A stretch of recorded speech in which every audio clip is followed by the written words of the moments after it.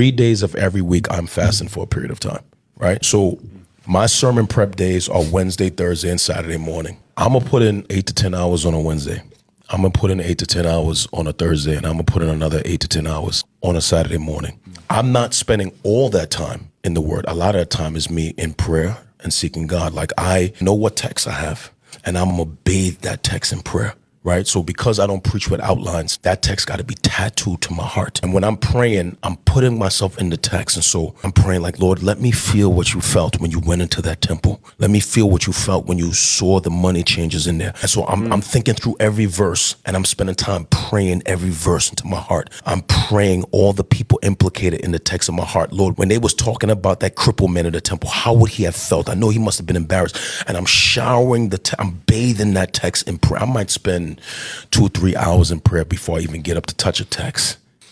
That's what I need for me. Because when I get up to preach, I ain't getting up with just 3 points in a poem. No, that text got to be tattooed to my heart, right? So preaching for me is life and death. This is God's eternal word. And he said in his word that those of us who proclaim it, we should proclaim it as if we're speaking on behalf of God himself. So if I'm speaking on behalf of God, I need this word to be in my mind, in my heart, and in my spirit. So I'm going to spend that time in prayer, even before I touch that text. I'm gonna bathe that thing in prayer. So those times for me, I'm fasted during those times. I have never dealt with a text with food in my stomach. I'm fasted while I'm praying. I'm fasted while I'm preparing these messages. I'm fasted while I'm proclaiming. So at least 3 to 4 days out of the week, I'm fasted up.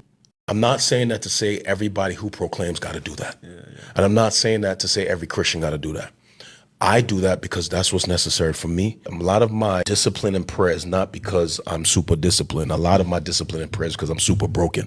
So I need the presence of Jesus, right? So for me, because I have brokenness in my soul, I need his presence. I cannot function without his presence. I cannot go a day without his presence. I cannot preach without his presence. I cannot study or make messages without his presence. So I would rather be in my prayer closet than on a platform, than on a podcast, than on a stage. I enjoy being alone with the Lord, right? And so I'm going to spend that time with him. And so for me, I've built in fasting as a regular rhythm in my life. And so at least 3, 4 days out of the week, there are long periods of time in which I'm fasted up. And that works for me. Yeah, does that make sense? 100%. Yeah, that works for me. So I'm not saying everybody got to do that. Right. But let's do this. When it comes to fasting, this is not monolithic. We're all not going to do the same thing. Right. What is monolithic is that we are all called to fast. Right. Does that make sense? Yes. Okay. Yeah, the noise of the world is loud. Why was you crying, bro?